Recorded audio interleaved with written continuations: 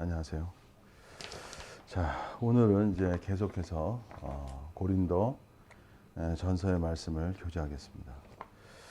지난 시간에 이제 고린도전서 2장 1절까지 했어요. 그리스도의 십자가가 하나님의 증거, 하나님의 증거라는 말은 그것이 그 헬라어의 그를 번역할 때 두 가지로 더 해석할 수 있다고 그랬죠, 제가. 그것이 하나는 비밀이란 뜻이고 하나는 신비라고 그랬죠. 그리고 하나님의 증거라는 것은 그 앞에 있는 십자가의 도를 말하는 것이라고 그랬죠. 그래서 십자가가 결국은 하나님의 증거이면서 그것이 하나님의 비밀이고 하나님의 신비예요. 그래서 십자가의 세계는요, 그게 비밀의 세계라는 거지. 비밀의 세계는 그 특성이 뭐냐면요, 계속 열리는 거예요. 감추어진 것이 계속 열리는 것이 십자가의 세계예요. 그래서 여러분이 십자가를 체험한다는 것은 끊임없이 그 비밀의 세계로 들어가는 거예요. 그것이 또한 신비의 세계이고. 그래서 그리스도인은요, 일생이 십자가를 체험하는 것이 그리스도인의 일생이에요. 십자가를 체험하여 가는 것이. 근데 기독교에서는 이 십자가라는 의미를 많이 얘기하죠. 많은 목사님도 설교하고. 근데 이 십자가가 매일매일 실체화된다는 것은 또 다른 이야기가 될 수 있어요, 여러분. 또 다른 이야기가 될 수 있다. 이게 실체적이어야 돼. 십자가 실체적이어야 돼. 십자가 문자적으로, 그러니까 문자적이고 관념적 두 단어를 제가 쓸게요. 문자와 관념적. 십자가 너무 많아. 문자적으로 십자가를 알아. 근데 십자가에 실체가 없어. 그럼 뭐야? 십자가가 뭐냐면요, 여러분, 십자가는요, 능력이에요. 이게 바울의 말 아닙니까? 사도 바울의 말이잖아요, 이게. 십자가 뭐라고요? 십자가 도가 하나님의 지혜고 하나님의 능력이라니까. 무슨 소리냐면 십자가 있는 생활은요, 그 사람에게 능력이 나타나는 거야, 여러분. 생활 중에 능력이 나타나는 거라니까.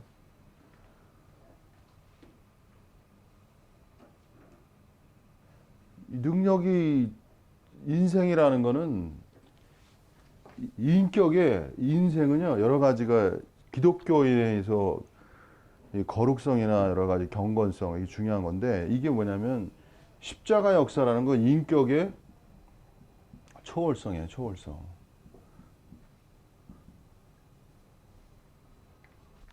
인간의 그 비극적 운명성이라는 건 뭐예요?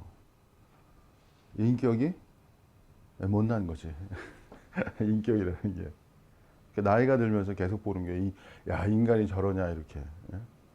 그리고 그 스스로에게도 그래도 뭔가 좀 지향적이고 초월적인 사람들은 자신의 인격이 너무나 제한적이라는 것에 마음 아파하죠. 그죠? 그리스도인은 뭐예요? 그 제한된 인격이 어떤 존재로 되는 거야? 초월적 존재로 되는 거야. 초월성을 갖는 거야. 그 길이 뭐예요? 그게 십자가의 길이라니까, 이게. 이건 상세한 거는 이제 뭐 계속해서 얘기를 해야죠. 상세한 이야기는. 구체적 이야기. 실체적 십자가가 있어야 된다. 이 말 하고 제가 넘어가겠습니다. 자, 2절 보시면, 내가 너희 중에서 예수 그리스도와, 이거 얼마나 위대한 말입니까? 예수 그리스도와 그의 십자가에 못 박히신 것 외에는 아무것도 알지 않기로 작정하였습니다. 이게 여기서 알다는 체험적으로 알다의 개념이 아니에요. 이건 지식적으로 아는 개념입니다. 지식적 차원에서의 알다의 개념이에요. 여기서 그 헬라 원문 체험적 개념이 아니고. 자, 어쨌든 여기서 두 가지가 중요하죠. 뭐냐면은 예수 그리스도와, 그건 뭐냐면은 예수 그리스도의 인격을 말하는 거죠. 그리스도인은 뭐냐면요, 예수 그리스도의 인격을 알아가는 거예요, 여러분. 근데 예수 그리스도의 인격 그 자체가 비밀과 신비야. 성경에 예수 그리스도를 알려면은 우리가 바이블, 성경을 읽어야 되잖아요. 문자로 돼 있잖아요. 그 문자를 알아가는 것도 비밀스러운 이야기예요, 여러분. 끊임없이 예수 그리스도를 알아가는 이야기예요, 성도들이. 문자로, 하나님의 말씀을 문자로 아는 것과 체험적으로 아는 거는 이 영역이 다르다는 걸 여러분은 아셔야 돼요. 문자로 성경을 아는 게 성경을 아는 게 아니라니까요. 성경을 체험적으로 알아야 돼. 그리스도도 예수 그리스도의 인격도 체험적으로 알아가야 되는 거야. 예수 그리스도의 인격을 체험적으로 알아간 사람이 누구냐면 바울이라는 사람이에요. 그게 눈언절이라는 그 말이 있어요. 나중에 고린도 이렇게 뒤에서 이렇게 뒤에 가보면 눈언절에서 주님을 바라본다는 개념이 있어요. 눈언저리를 바라본다는 거예요. 주님의 눈언저리를 사도 바울이. 그런 구절이 나와요, 이제. 눈언저리를 바라본다는 건 뭐냐면 그가 그러니까 영의 세계랄까? 그가 예수 그리스도의 눈언저리를 바라보면서 어떤 형제를 용서하거든. 그러니까 눈언저리를 바라본다는 건 뭐냐면은 그 사람의 그 마음 있잖아요, 뜻. 그 사람의 어떤 그 마음, 심정, 그건 어디서 주로 나타나? 눈언절에서 나타나는 거거든. 그러니까는 이 바울은 예수 그리스도를 어떻게 알고 있어요? 체험적으로 알고 있는 거야. 여러분은 주님과의 관계 속에서 어떻게 알아야 돼? 체험적으로 주님을 알아가야 되는 거야. 이게 참 놀라운 이야기죠. 예? 그래서 예수 그리스도와 그 다음에 그의 십자가에 못 박히신 것 외에는, 그러니까 이건 역으로 얘기해 버릴게요. 역으로 얘기하면 뭐냐면 고린도 교회는 뭐야? 예수 그리스도와 예수 그리스도가 십자가에 못 박힌 것, 이걸 주의하지 않았다는 얘기야. 예? 이 자체를 주의하지 않은 거야. 다른 걸 주의하고 있는 거야. 이걸 역으로 얘기하면. 예? 사도 바울이 이렇게 강조하는 건요. 너희는 예수 그리스도와 예수 그리스도의 십자가에 못 박힌 것, 이걸 깊이 모르고 있어. 이렇게 역으로 얘기해 주는 거예요. 그래서 사도 바울은 아주 강하게 말하죠. 아무것도 알지 아니하니로 작정하였습니다. 자, 여기서 이제 어떤 사람들은, 그러니까 이 말을 잘 이해해야 돼요. 이 말씀을 잘 이해해야 돼요. 이 말씀을 극단적으로 해석할 수 있어요. 그래서 뭐 진짜 예수 그리스도와 십자가에 못 박힌 것 외에는 알지 않는다, 이렇게 극단적으로 그런 사람들도 있어요. 극단주의적 관점으로. 그럼 저희가 두 개를 하나 말씀드릴게요. 일단은 첫 번째, 이 말씀을 극단적으로 해석하는 빛을 알아야 돼요. 극단적 해석의 빛. 첫 번째. 그건 무슨 소리냐면 이게 극단적이잖아요. 예수 그리스도와 예수 그리스도의 십자가에 못 그냥 아무것도 알지 않게. 얼마나 극단적 얘기야. 그죠? 맞잖아요. 그죠? 얼마나 극단적인 얘기야. 사도 바울이 이렇게 말한 것은 예수 그리스도와 예수 그리스도께서 십자가에 못 박히신 것이 얼마나 위대하다는 걸 보여주는 거야. 그 자체가. 그게 모든 것이라고 하는 것까지도 보여주는 거야. 그만큼 예수 그리스도와 예수 그리스도의 십자가에 못 박히신 것이 얼마나 위대한 것인가, 이거를 표현해 주는 말이에요, 이 말이. 제 말 이해하셨죠? 그래서 여러분들이 제가 감격했다고 그랬잖아요, 제가 읽으면서. 예? 감격이 와야 되는 거, 원래. 이 말 자체에. 예. 그래서 사도 바울은 나중에 빌립보서에 가면은 예수 그리스도를 아는 것이 가장 고상함을 인하여 모든 것을 해로 여긴다고 하잖아요. 해로 여긴다고. 예? 사도 바울의 진실한 체험이에요, 체험. 그건 뭐냐면 그만큼 예수 그리스도를 아는 것이 너무나 귀하고 모든 것이다. 이 정도의 그 최고성을 예수 그리스도에 대한 아는 것에 이 뭔가가 있는 거지. 여러분, 이 사실을 아시기 바랍니다. 그 정도라는 거. 그래서 한면에 이런 고백이 필요한 거예요. 나는 예수 그리스도와 십자가 못 박힌 것 외에는 아무것도 알지 않기로 작정했다는 거면 그만큼 예수 그리스도가 모든 것이라는 거예요. 제가 옛날에 이런 체험이 있었어요. 제가 이런 체험이 있었다고. 예수 그리스도가 모든 것. 나는 이 예수 그리스도가 모든 것이라는 체험이 있었어요. 제가 젊은 날에 하나님께 긍휼을 얻어서. 그래서 제가 지금까지 주님을 사랑하면서 이 길을 지금까지 가고 있는 거예요, 제가. 다른 것이 와도 제 마음속에 뭐가 각인된 거예요. 각인. 예?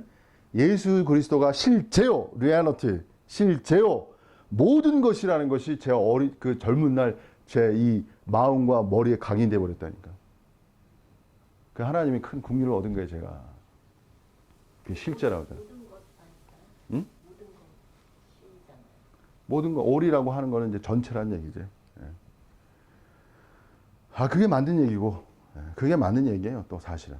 자, 그래서 여러분이 정말 이러한 이 말씀으로 인해서 예수 그리스도와 그의 십자가에 못 박힌 것이 얼마나 위대한 것이고 모든 것이라는 그러한 사도 바울의 영과 마음, 이러한 걸 여러분이 먼저 가지시기를 바랍니다. 먼저. 그래야 주님을 따를 수 있어요. 그리스도가 으뜸이 돼야 되지. 그리스도가 모든 것이 돼야 되지. 그래야 하나님을 따라갈 수 있지. 그죠? 부모나 자식이나 보다 더 나를 사랑하면 내게 합당치 않다고 그랬잖아요. 그 정도로 주님에 대해서 올인해야지. 그래야 이 길을 갈 수 있고, 그래야 계시는 뭐냐면 하나님께 올인해야 돼요. 결국은 하나님의 계시는 하나님께 올인해야 되는 거야. 오늘 사도 바울이 고린도 교회의 지혜를 꾸짖는 건 뭐야? 사람의 지혜를 꾸짖는 건, 사람의 지혜가 사람의 지혜로 하나님의 세계를 알 수 없단 말이야. 하나님의 세계는 뭐로 알려지는 거예요? 계시로 알려지는 거예요. 계시. 그게 기독교 아닙니까, 여러분? 근데 자꾸만 고린도 교회가 사람의 지혜로 가려고 그러니까 사도 바울이 자꾸 그거를 한계적이라고 얘기하는 거 아닙니까? 그래서 하나님을 모른다라고 단정해 버리잖아요. 이 사람의 거기까지 극단이 아주 그냥 극단적 표현을 많이 쓰잖아요. 아주 고린도전서 1장 2절에서 극단적 표현이 많아. 그냥 알지 않기로 작정했다. 뭐.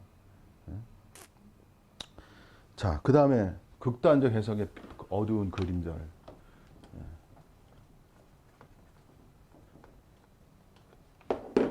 극단적 해석의 어둠이라는 개념을 이해해야 돼. 이거 처음 얘기할 거야 아마. 이런 얘기는. 그죠? 이황 선생님? 아니 이게 얼마나 성경 말씀에 빛이 있지 왜 어둠이 있어? 이 어둠이라는 것은 인간의 이 말씀을 소위 말하면 너무 치우쳐서 해석함으로 어둠이 형성되는 부분을 말하는 거야. 치우쳐서 해석해서. 여러분, 자, 여기서 중요한 말씀 드릴게요. 말씀의 빛과 말씀의 어두움을 이해하셔야 돼. 오늘 새로운 기독교로 나아가기 위해서. 참, 이거 얘기하면 이제 시간이, 말씀의 빛과 어두움이란 이중적 관점을 잘 이해하셔야 된다고. 왜 말씀의 빛과 어둠이 되냐면요. 말씀 그 자체는, 하나님의 말씀 자체는 빛이시죠. 그 자체가 빛이라고. 부인할 수 없는. 그죠? 근데 중요한 거는 뭐냐면, 말씀은 빛이지만 반드시 인간은 어떻게 해야 돼요? 말씀을 해석해야 된다는 거예요. 해석. 여기에 해석이라는 게 걸린다고. 말씀은 해석이 돼야 돼. 그래서 현대 철학자들이나 이 철학적 관점, 철학적 세계가 주목한 게 해석의 문제가 아니야. 해석의 문제. 해석 안 하고 어떻게 성경을 이해할 수 있어? 다 해석의 문제인데. 니체도 해석의 문제를 생각한 사람 아니에요. 그러니까 한면에 철학의 진실성을 이해해야 되고, 철학이 갖는 그 진실 속에서의 뭔가 빛이라고 해야 되나? 긍정 요소를 우리가 좀 알아야 돼요. 그게 참 수준이 있는 거야. 이렇게 나가야. 해석 때문에 그러는 거야. 해석. 말씀의 해석이, 하나님의 말씀의 해석은요, 여기서 한 가지만 말씀 만들게. 하나님 말씀의 해석은요, 고정화될 수가 없어요. 왜냐면 해석은 해석 자체에 나중에 가다 보면 어둠이 발생하거든. 이게 문제가 되는 거야.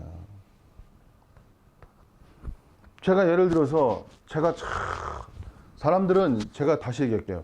예수님이 심령이 가난한 자는 복이 있나니 천국이 저희 것임이라 할 때, 이 가난이라는 해석을, 이 가난이라는 해석을 어떻게 하냐면, 빛이잖아요. 빛인데 이걸 축소화해, 축소화. 이 축소화할 때 어둠이 생기는 거야. 말씀이 제한되면서. 그래서 그 개념을 열어가야 돼. 그 축소화되는 위험을 알고 그 말씀을 무한화할 수 있어야 말씀이 되는 거예요. 그래야 성경의 말씀이 살아있는 말씀이 되는 거예요. 제가 요새 감사한 게 뭐냐면, 하나님의 말씀이 제게 새로워지는 거예요. 항상. 제가 얼마나 성경을 읽었겠어요. 또 나름. 제가 구약은 몰라도 신약은 많이 읽었잖아요. 얼마나 그 매너리즘에 성경도 계속 읽다 보면 그냥 매너리즘에 빠질 수 있어요. 그냥 예? 문자가 돼 고정화될 수 있다고. 근데 말씀이 늘 이렇게 새롭게 나에게 온다면 그건 너무나 큰 축복이라고. 왜 그러냐? 저는 말씀을 무한 말씀으로 오픈시키고 있다고. 제가 왜? 그건 하나님의 말씀, 신의 말씀이기 때문에. 하나님 자신을 무한적 하나님으로 제가 신관을 갖고 있기 때문에 그런 거예요. 그래서 하나님을 무한의 실체적 하나님으로 인식하고 그 말씀을 그렇게 관계를 맺을 때 말씀이 나에게 이렇게 살아있는 거예요. 하나님의 말씀은 고정화되면요, 이게 죽는 거예요, 죽어. 문자가 돼버리는 거야, 고정화가 되면. 문자화가, 그래서 뭐야, 영은 살리는 것이고, 그 문자화되면 문자는 죽이는 거 아닙니까, 그게. 하나님의 말씀은 문자화가 되면 죽는 거예요, 그게. 문자를 넘어서 그 말씀이 나에게 생명력 있게 역사해야 된다고. 그러려면 말씀에 무한적으로 열려 있어야 돼, 항상요. 이게 중요한 얘기인데. 정말 이해하시죠? 네. 얼마나 이게.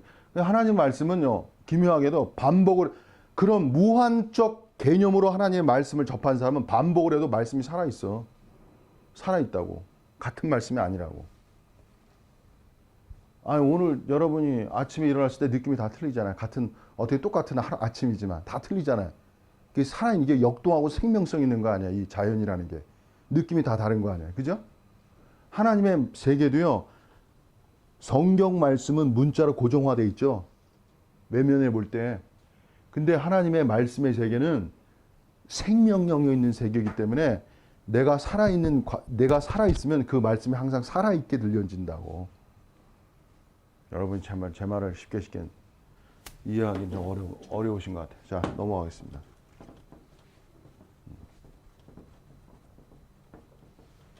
목사님, 그러면 역도 해야 되잖아요.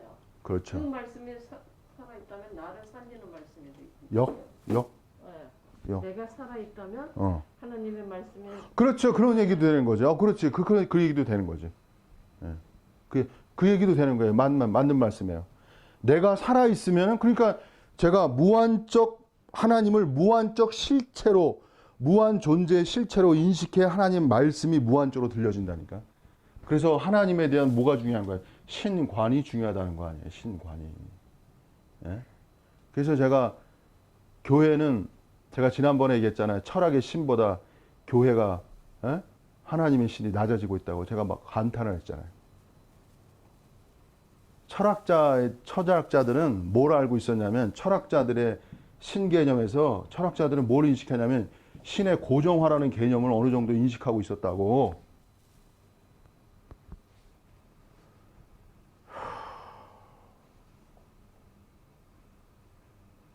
철학자들이 신의 고정성이라는 걸 철학자들이 인식하고 있었다고. 하나님의 진화론을 얘기한 사람 있잖아요. 그게 누구야? 생각이 지금 갑자기 안 나네. 그 위대한 화이트헤드가 하나님의 진화론을 얘기해서 그 사람이 뭐냐면 이단성이 됐어요. 근데 화이트헤드를 사람들이 잘 몰라서 그래요. 그 사람의 진짜 그 본심을 몰라서 그렇다고. 그 사람은 과정신학으로 알려져. 과정신학이라는 게 이단성이거든요. 과정성이라는 게 이단성이라고. 어떻게 하나님 과정제 완전하신 분이 겉에서 보면 그런 거야. 근데 화이트헤드의 본심은 신의 고정적 관념을 돌파하려고 했던 거예요, 그 사람이. 그 위대한 신학자예요, 그래서 그 사람이. 화이트헤드를 깊이 알고 얘기해야 되는데 그냥 겉만 얘기하고 얘기한다고, 사람들이. 그 사람이 신의 고정성을 탈파하려는 그 정신을 그 진실성을 우리가 빛으로 받아야 되는 거야. 그게 잘못되면 이제 이단성이 되는 거지만. 그 옛날에 어떤 목사가 과정론이 이단이라고 얘기하는데 사람들이 그 사람을 엄청 따라요. 근데 이걸 모르더라고, 이거를. 신의 고정성을 탈파하기 위한 화이트헤드의 더 본심을 모르더라고.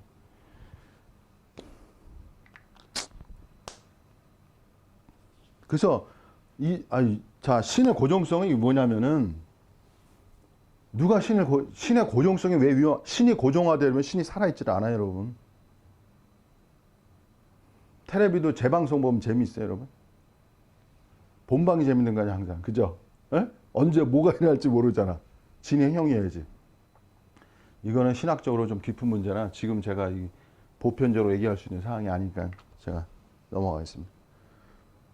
이건 그러니까 신에 대한 감격과 신에 대한 눈물과 이 찬미는 신의 고정성에서 올 수가 없어요. 신의 무한성에서 오는 거지. 다 헤아릴 수, 인간은 다 헤아릴 수 없는 그 존재성 앞에서 감격하는 거 아니에요? 그죠? 내가 생각하지 못한 그 영역 속에서 인간은 감격하는 거라고. 그걸 신이라고 말하는 거야, 일종의, 그렇게. 그 세계를. 그래서 하나님의 말씀도 뭐예요? 무한적 해석의 관점으로 다시 돌아와서 무한의 해석으로 봐야 돼. 그래야 말씀이 계속 열리는 거야. 제가 항상 얘기하잖아요. 가난이란 말을 제가 항상 얘기하잖아요. 다 해석할 수 없다고. 저는 가난을 그렇게 알고 있어요. 다 해석할 수가 없어. 그래서 예수님의 말씀이 저에겐 너무나 살아있는 거야. 계속 살아있어. 그 한 말씀이 계속 살아있다고. 제가. 계속 나와요. 여기 다 연결되어 있다고. 그 다음 구절 또 연결되어 있어요. 이 가난이라는. 자, 그 다음 계속 하겠습니다. 3절. 내가 너희 가운데 거할 때 약하고 이게 약하고 동그라미 쳐보세요. 두렵고 떨었노라. 이 심히 떨었대. 이 세 단어가 참 사도 바울의 이제 그래서 고린도전서는요. 고린도서는 바울의 그 자서전이라고 해요. 그건 뭐냐면은 사도 바울의 심정이에요. 심정. 사도 바울의 심정이 많이 담겨 있는 게 뭐냐면 빌립보서하고 이 고린도 전후서예요. 왜냐면 빌립보서는 그리스도에 대한 체험적 이야기가 많거든. 사람이 체험적인 세계 속에 있어야 이게 심정이 나타나는 거거든. 그래서 사도 바울의 지식이 아니고 심정이야. 그 사람의 마음. 그게 뭐냐면 약함과 두려움과 떨었노라. 학자들 간에 이거는 여러 가지를 얘기해요. 진짜 여러 가지 얘기해. 다양한 해석이 있어요. 근데 카리스 주석에 보면 이제 세 가지 일단 보면요. 어떤 일에 대한 무능력이라는 게 무능력. 무능력. 무능력이 뭐예요? 가난한 거 아니에요? 결핍 아니에요? 결핍? 심령이 가난한 자는 복이 있나니. 다 연결이 된다니까. 그 다음에 뭐예요? 두려움. 두려움, 무능력과 그 다음에 영적 통찰력의 한계성. 다 관련, 다 이게 결핍적이잖아요. 다 한계적이잖아요. 그 다음에 확신의 부족성. 확신의 부족성은 좀 부족이라는 게 가난이고. 이 확신의 부족성은 아닌 것 같아요. 왜냐하면 사도 바울이 성령의 확신이란 말을 데살로니가서에서 하거든요. 성령의 확신한 말. 이 말은 카리스 주석이 조금 부족하지 않나. 이 말을 쓴 거예요. 그리고 이것에 대해서는 여러 가지 있어요. 하나님을 뭐 경외한다. 경외심에 의한 인간의 한계에 대한 두려움. 그 다음에 또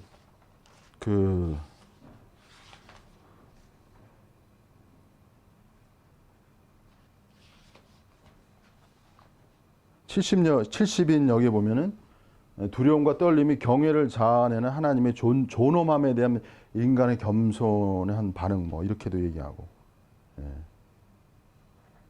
자, 근데 여기서 일단 이렇게 말씀드릴게요. 약함과 두려움과 떨음. 이 세 가지 그 단어는요, 뭐와 관련 있냐면, 이것이 실체적 십자가와 관련이 있는 거예요. 십자가의 길을 가는 사람은 약한 거예요. 십자가의 길을 가는 사람은 두려움이 있는 거예요. 하나님을 두려워하겠죠. 십자가에 가는 사람들은 심히 떨음이 있는 거예요.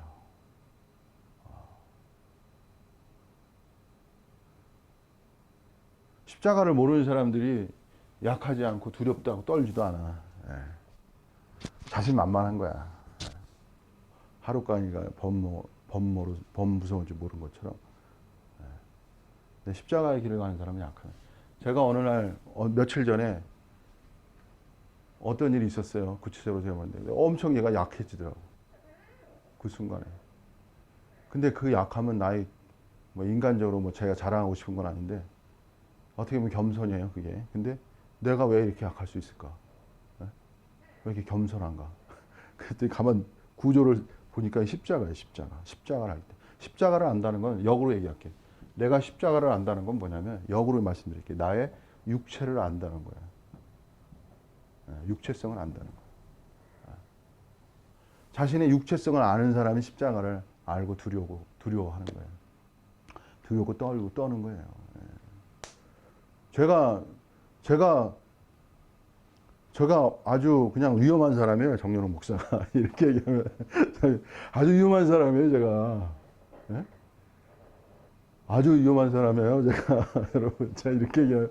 왜 위험하냐면, 가장 교묘하게 교만한 사람이에요, 교만한 사람. 그리고 어떻게 보면 사탄에게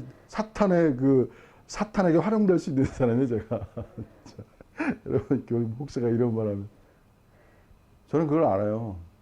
하나님의 종이지만 어떻게 보면 사탄의 종이 될 수 있어. 역으로 얘기하면. 그게 두려운 거야, 항상. 그 사도 바울 그러잖아요. 예? 구원을 받은 후에 버림을 받을까 두려워한다고 그랬잖아요. 사도 바울. 버림을 받을까. 이것도 고린도 후서에 나오는 얘기예요. 이 고린도 후서에 보면은 이 사도 바울의 아주 적나라한 그 솔직한 자신의 심정을 다 얘기하고 있다. 자, 그래서 십자가 있는 사람은 근데 자, 약함과 두려움과 떨음이 있죠. 예? 근데 이게 뭐와 관련인지 아세요, 여러분? 또 십자가는 뭐와 관련 있다고?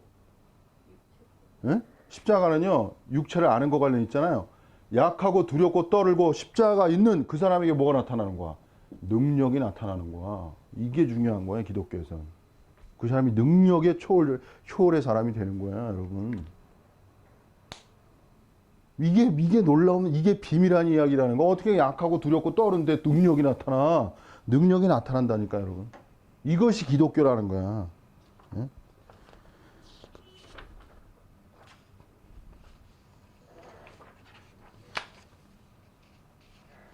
자, 그래서 보세요.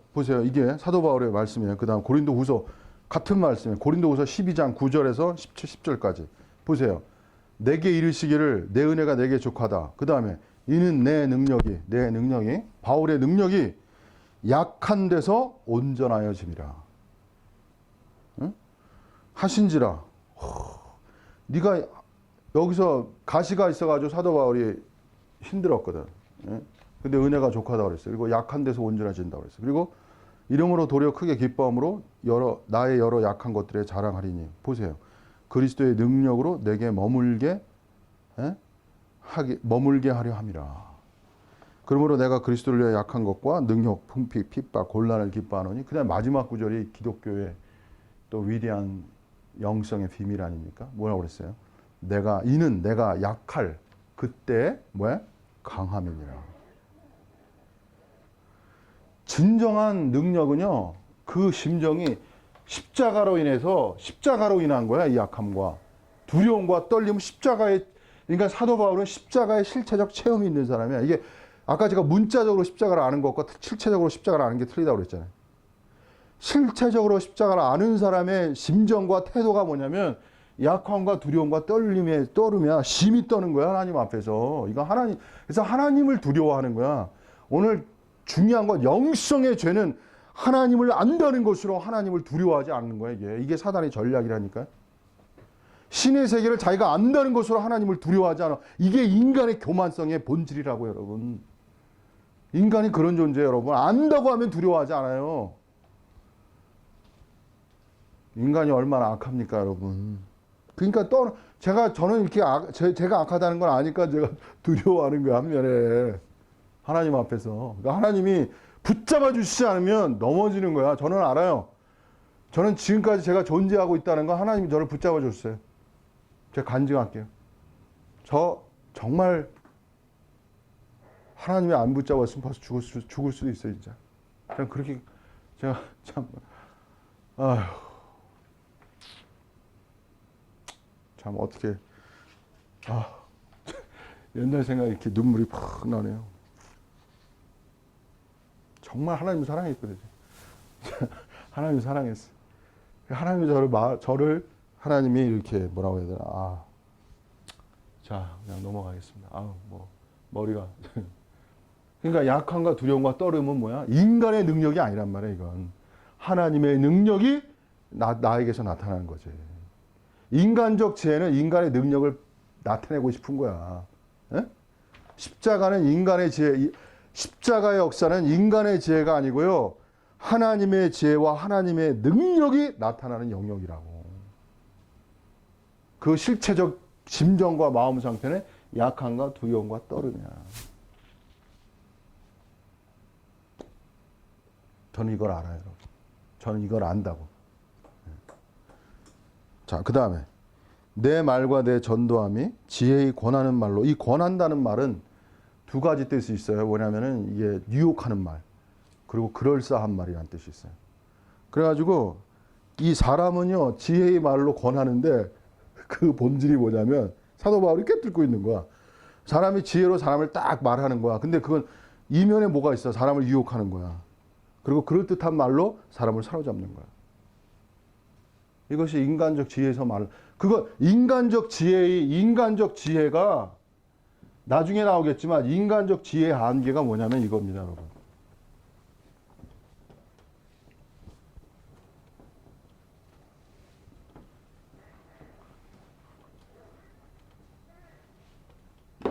인간적 지혜의 말은 이게 뭐야? 한계가 뭐냐?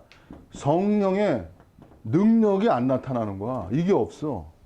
이게 한계점이야. 인간적 지혜의 말은 사람들이 들을 것 같죠. 뭐 역사 일어날 것 같죠. 안 나타나지 않아. 성령의 역사는 나타나지 않아.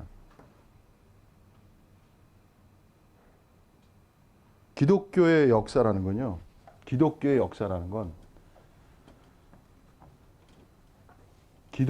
역사라는 뭐냐면요. 인간의 지혜가 성령의 능력이 나타나지 않는 거는 뭐냐면 인간의 지혜의 말은 사람에게 믿음을 주질 못해요. 하나님이 원하시는. 믿음을 주는 것은 인간의 지혜가 아니고 성령의 나타남과 성령의 능력이야. 이것이 인간에게 믿음을 주는 거예요. 믿음은 누구의 것이에요? 하나님의 것이에요, 여러분. 성경이 있잖아요. 믿음은 모든 자의 것이 아니라고. 모든 자가 믿길 원하시는 믿음은 모든 자. 믿음은 누가 주시는 거야? 하나님이 주시는 거야. 하나님, 성령이 주시는 거야. 이 믿음이라는 역사가 너무나 중요한 역사. 이 믿음이 능력이야. 능력의 역사예요. 능력의 역사. 사람이 믿음이 있어야 능력이 나타나는 거라고. 기독교는. 인간적 지혜가 지금 고린도 교회는 인간적 지혜로 믿음이 나타나는 게 아니고 인간적 지혜로 뭐가 나타나는 거야? 분열만 나타나는 거야. 이게 특징적인 거야, 여러분. 인간적 지혜가 풍성한 세계 속에서는 분열이 나타나요, 여러분. 어? 나 잘났다, 너 잘났다고 막 얘기하는 곳에는 분열만 나타나. 어? 근데 하나님의 역사는 믿음의 역사야. 말씀이 믿음화돼야 돼. 그래 뭐가 나? 능력이 나타나야 돼. 능력이라는 것은 아까 얘기했잖아요. 인격적 초월의 역사가 일어나야 된다니까. 인격적 초월. 기독교에서는 인격적 초월의 역사가 중요한 거예요. 왜? 새 창조라는 거는요.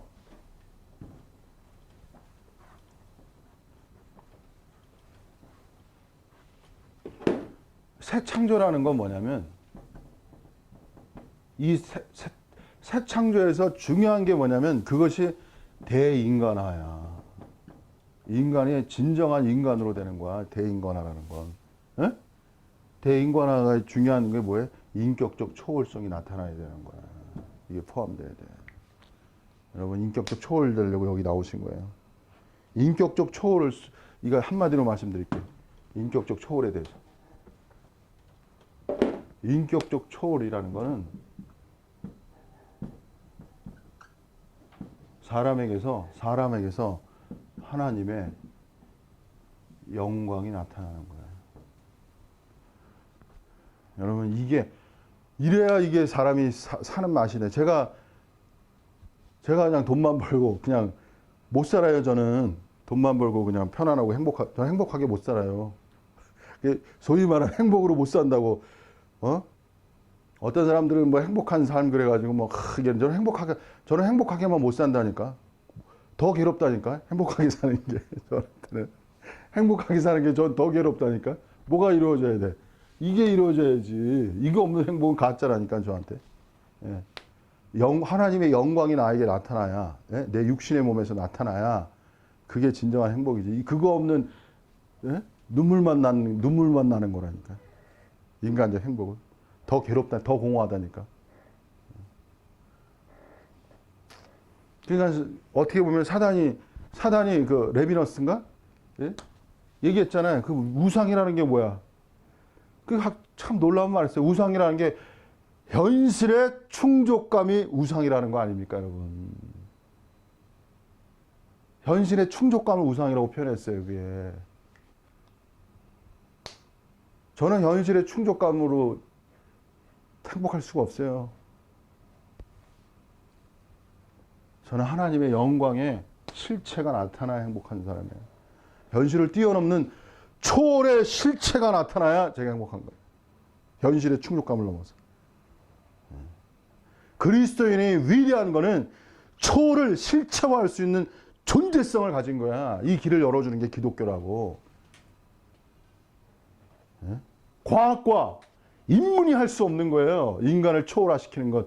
인격적 초월화를 시키는 건 과학과 인문이 할 수 없는 거라고. 어떻게 인문이 할 수 있어요? 의, 거룩, 구속 할 수 없잖아. 기독교는 위대함을, 예? 위대한 거예요. 위대한 거 그 자체가 원래가. 예? 인간의 존재성의 이 존재적 그 목적이 뭐야? 예? 제가 여기서 한 가지만 말씀드릴게요. 이 플라톤 사상에서 잠깐 말씀드릴게요. 또 자랑하게 되네. 이제 그만 자랑하지 마. 자랑하면 플라톤 철학에서 중요한 건 뭐냐면 2500년 전이잖아요, 그게. 예? 힌두교에서도 중요한 사상 두 가지가 겹친다고. 그게 뭐냐면 플라톤 사상에서 중요한 거는 플라톤 이전에 자연 철학자들이 뭘 생각했냐면 자연은 무엇이냐를 생각했잖아. 근원적인 질문을 하는 거 아니야. 뭐로 돼서 물, 뭐 공기 이렇게. 근데 플라톤은 그 생각이 아니야. 다른 생각이야. 그건 뭐냐면 인간의 목적론적 관점이에요.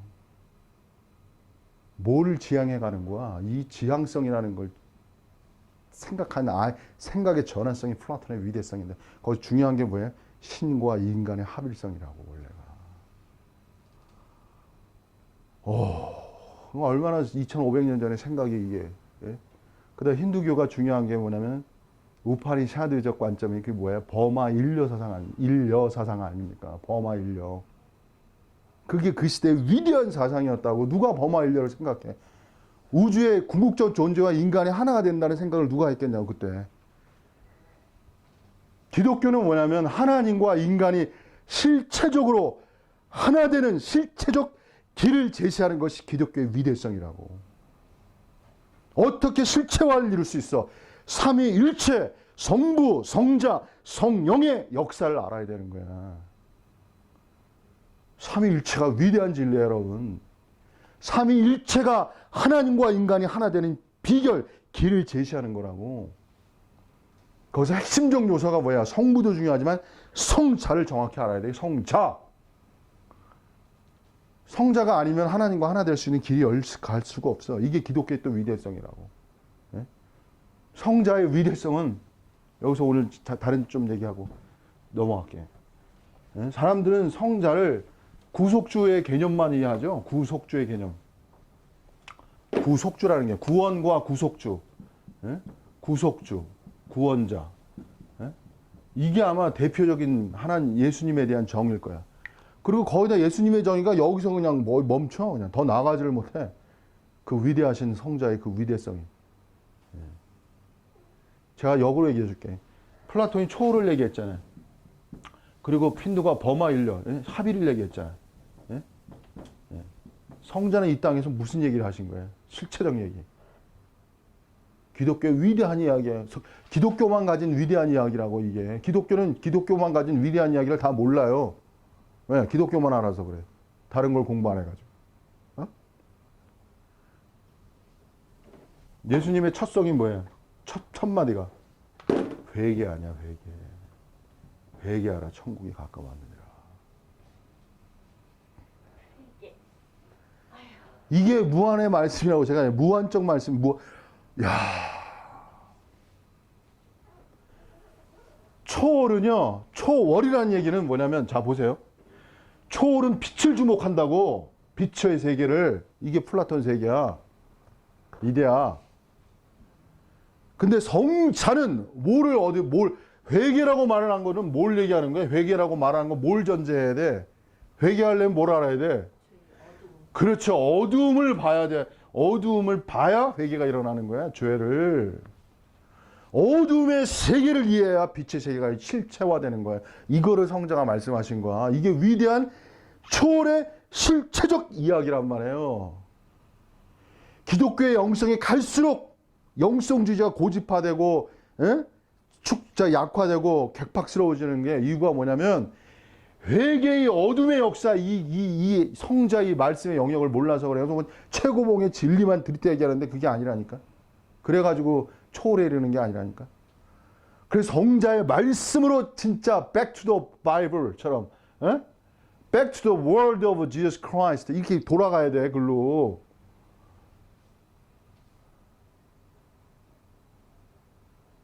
눈물이 나는 자들. 이게 눈물이. 이 진실한 이야기라고. 이게 왜 눈물 나? 진실한 인간의 이야기란 말이야. 제가 왜 이렇게 변할 수 있었어요? 내가 참 어둠의 존재였구나. 내가 사탄적 존재였구나. 인식할 때 내가 변하는 거예요. 이게 내가 그런 존재구나. 그러니까 예수님이 그 베드로에게 사단아 물러가라. 그 엄청난 사랑의 말이야. 엄청난 사랑의 말이라고. 구원의 말이라고. 그것이 미움의 말이 아니라 어떻게 보면 진실한 것이 그게 사랑이야. 사랑. 원래 진실한 말이 진실한 것이 사랑이야. 사랑. 진실한 말을 안 해. 그건 사랑이야. 그건 이미 무관심한 거야. 그건 더 위험한 거야. 여러분. 말을 해주는 거는 그건 그래도 사랑하고 있는 거. 말을 안 하는, 말이 닫혀지는 순간에 그건 끝난 거예요. 여러분. 말이 계속 이어지는데 말이 이어지는 관계 속에서는 관계가 계속 이어지는 거야. 말이 끝나면 끝나는 거야. 여러분. 그러잖아요. 싸움 나도 말을 계속하고 있으면 그게 계속 관계 이어지는 거 아니에요. 완전히 말이 없어지면 이제 그때는 더 무서운 거 아니에요. 자, 여기서 이제 하나 더 얘기하고. 그러니까 이 회개라는 단어가 얼마나 놀라운 말입니까? 실체적으로. 이 기독교는 이걸 가지고 있으면서도 회개가 축소화됐거든. 회개가 너무 작아졌어요. 예? 성자가 작아진 거네요. 당연하지. 사단의 역사는 뭐냐면 성자를 성자 되게 하지 않는 거야. 성자를 성자 되게 하지 않는 거는 성자의 말씀을 축소화시키고 약화시키는 거야. 신의 말씀, 하나님의 말씀으로 들려지지 않게 하는 거라고. 그래서 하나님의 말씀, 성자의 말씀에서 두렵고 떨어야 되는 거야, 원래가. 제가 그래서 제가 가난을 얘기해도 그게 살아있잖아, 항상 살아있잖아. 그 성자가 위대한 거야. 자, 그래서 보세요. 여기서 더 얘기할게요. 어둠의 역사를 더 얘기할게요. 기독교는 빛의 세계를 주목하잖아요. 빛의 세계만을 주목한다고. 영성도 다 빛의 세계만을 주목해. 성자의 회개하라 천국이, 이 회개하라 천국이 갖고 왔나는 지속적 회개를 의미하는 거라고. 구원받아서 그냥 회개 끝나는 회개가 아니야, 여러분. 구분해야 돼. 천국에 이르기 위해서는 지속적 회개의 역사가 있어야 된다고. 그래서 기독교는 회개와 믿음이라는 두 가지 키워드가 중요한 거예요. 나중에 제가 설명할게요. 근데 이상하게 믿음을 강화시키면 회개가 없어지네? 나중에 그것도 내가 설명해야 돼. 또 회개가 강화되면 믿음이 없어. 이러면 다 망하는 거야. 자, 여기서 제가 말씀드릴게요. 빛의 세계를 주목해서 빛으로 가는 게 아니에요, 여러분. 여기라고 어두움을 직시하고 돌파함으로 빛의 세계로 가는 거라고. 이게 성자가 열어주신 이게 진리의 길이라는 거야. 초월의 길이라는 거야, 여러분. 그래서 사도 바울이 그러잖아요. 나는 죄인 중에 괴수라고 말.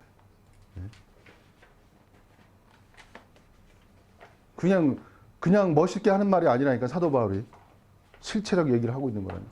근데 결국 믿음화를 하려면 지속적 회개가 필요한. 그거 나중에 제가 설명해야 돼요. 왜냐하면 왜 믿음이 회개를 약화시키는지 설명해야 되고, 그걸 설명하면서 해야 돼. 그리고 왜 믿음과 회개가 두 키워드가 중요한가를 내가 나중에 근본적으로 설명해야 돼요. 시간 따로 내어서 설명해야 돼요. 그래서 그리스도인이 살아있으려면 믿음과 회개라는 두 코드가 계속 살아있어야 돼요. 살아있어야 돼요. 여러분, 인간의 진실성은요, 진실한 인간일수록 자기가 회개가 많이 나오는 거야. 그냥. 자신의 어둠을 많이 보는 거야. 그냥. 매일매일. 아, 내가 어린아이였구나. 이런 거 있잖아요. 아, 내가 무지했구나. 불교도 무지를 얘기하잖아요. 욕망과, 불교는 뭐 욕망과 무지라는 개념을 얘기하잖아요. 무지. 무지라는 개념이 참 이게 인간은 아는 것 같아도 뭐 인간이 자기가 몰랐던 존재라는 걸 인식을 해야 그게 또 아는 자로 나가는 거라요. 그게 무지의 지라고 그러죠. 자, 어쨌든 그래서 기독교의 위대성은 이제 기독교의 위대성이 뭐냐면 기독교의 위대성은 뭐냐면 여러분 사탄의 실체성을 파악할 수 있는 건 오직 기독교만이 할 수 있다는 거야. 이게 기독교의 위대성이라는 거 원래. 근데 기독교는 사탄 주목해? 사탄이 어떻게 역사하는지를 아는 것이 기독교야. 사도 바울의 위대한 말 있잖아요. 광명의 천사의 모양으로 온다고. 사단은 무슨 모양으로 와요? 빛으로 오는 거야. 빛으로. 야, 빛의 모양으로 오는 거야. 빛의 능력이 아니라 빛의 모양으로 오는 거라고. 그래서 빛 속에서 뭘 만들어내는 거야? 사단의 능력을 말할게요. 사단은 빛의 말씀의 빛에서 어둠을 만들어내는 거야. 그 어둠을 파악하는 것이 그게 바로 성령의 대역사라는 거야, 여러분. 새로운 기독교는 사단이 기독교의 진리를 가지고 그 빛 속에서 어둠을 만들어내는 걸 직시하고 파괴해 나갈 때 새로운 기독교가 되고 또 중요한 게 있어요. 오늘 마지막으로 얘기할게. 하나님의 세계에 대해서. 하나님의 세계는요. 딸랑 빛의 세계가 아니에요. 무한 빛의 세계라고. 그렇지. 그분은 무한적 존재자시잖아. 무한적 존재자. 에? 자, 무슨 소리냐면 여러분 사단이 존재하는 한 어둠이 존재 안 해. 존재한단 말이야, 여러분. 어둠은 실체적인 거야, 여러분. 어둠은 실체적인 거야, 여러분. 관념적인 게 아니에요, 원래. 여러분, 진정한 영성의 길은 자신이 내재한 어둠의 실체를 계속 간파해 가는 거야. 그게 제가 답답한 게 뭐냐면 어떤 목사님 말씀 전하는데 고정화되어 있어요, 그냥. 자기가 아는 진리와 체험에 고정화되어 있다고. 가서 그냥 뺨이라도 한 대 치고 싶어, 그냥. 그리고 그것도 최고적 진리로 안식하고 거기서 계속 반복하고 있어. 죽어있는 지식이 돼. 죽어있는 지식이 되는 거야. 죽어있는 체험이 되고. 하나님은 그런 세계 속에 있는 게 아니에요. 하나님은 실체 속에 있어. 하나님은 살아있는 실체 속에 존재한다고. 실체 속에 존재하려면 무한 빛이야. 무한 빛이라는 것은 자신의 무한 어둠을 돌파해 나가야 돼. 그게 살아있는 거야. 그래서 생명성이라는 건 뭐하냐면 생명성은 뭐냐면요. 저항성이야. 저항성. 무슨 소리냐면 생명을 이해하려면요. 연어가 물줄기를 내려올 때 거슬러 올라가는 그걸 볼 때 우리가 생명성을 인식하는 거야. 그 생명성을 인식하려면 사단이 역사하는 그 어둠을 지속적으로 이거를 파괴해 나가야 돼. 그래야 거기서 생명이 느껴지고 활이 느껴지는 거야. 살아있음이. 그래서 제가 여러분에게 꼭 말씀드리고 싶은 게 뭐냐면 이 말씀을 드리고 싶은 거야. 이제 마지막에 제가 이거 여러 가지 얘기했는데 오늘 말하다 보니까 이렇게 됐어요. 이 말을 꼭 하고 싶은 거야. 여러분, 새 언약이라는 건 새 영과 새 마음이에요. 새 언약을 주셨는데 그게 뭐냐? 새 영과 새 마음을 주신다는 얘기야. 예? 여러분, 새 영의 세계와 새 마음의 세계를 이해해야 돼. 여러분, 영의 세계를 이해해야 돼. 스피릿 세계를. 스피릿의 세계를 이해하지 못하면 혼의 세계를 다스릴 수 없어. 통제해 나갈 수가 없어.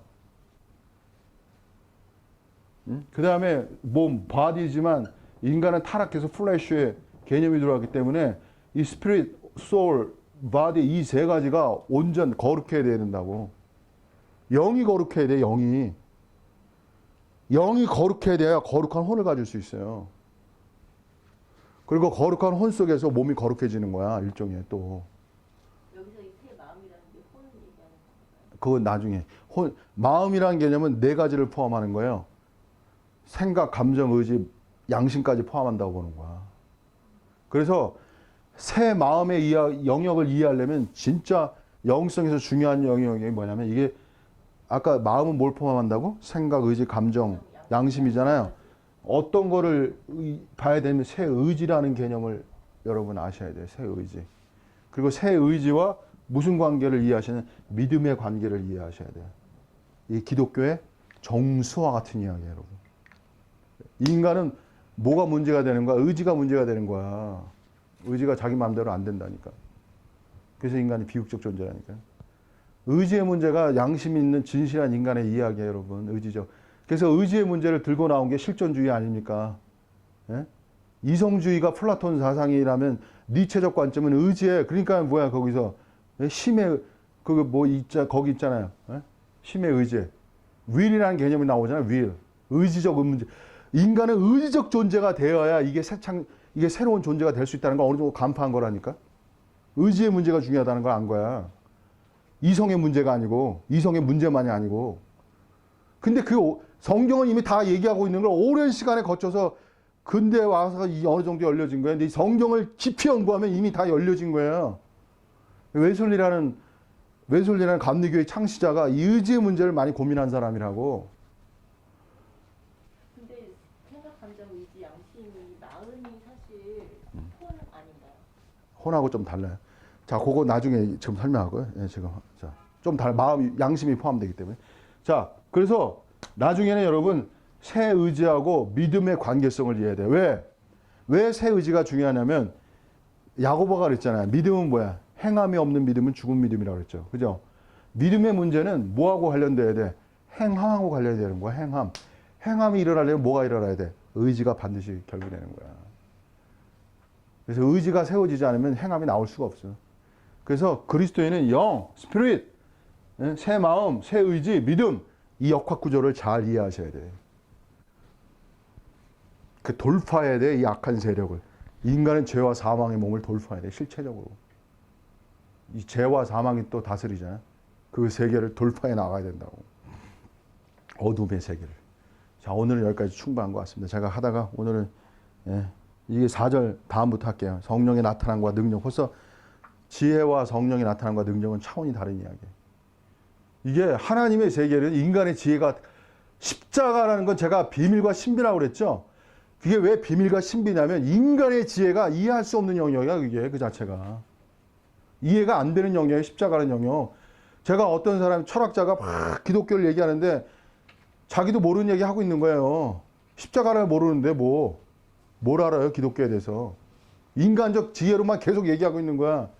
근데 재밌는 건 뭐냐면 십자가를 모르는 세상의 사람들은 기독교를 까니까 좋다고 생각하는데 진정한 기독교를 만나면 개박살 나는 거야 그냥.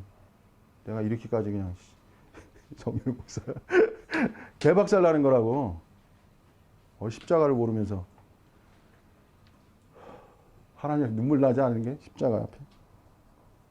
그러니까 뭐야, 인간은 두렵고 떨어야 되는 거예요 원래. 어디서 하나님 앞에서 고개를 듭니까? 두렵고 떨어야지. 두려움과 떨림과 약함이 없는 거야. 뭐가 십자가 없는 거지. 너무 두려우면 그게 그렇겠죠. 응? 너무 두려우면 그 두려움을 인정 못하는 거예요. 두렵지 않아서가 아니고. 그렇죠? 좋아요. 좋은 말씀이에요. 그리고 지금 제 질문은 없어요. 오늘 나중에 끝나고 하겠습니다. 왜냐하면 질문하다 보면 자 그래서 오늘은 여기까지만 하겠습니다. 감사합니다. 마치겠습니다.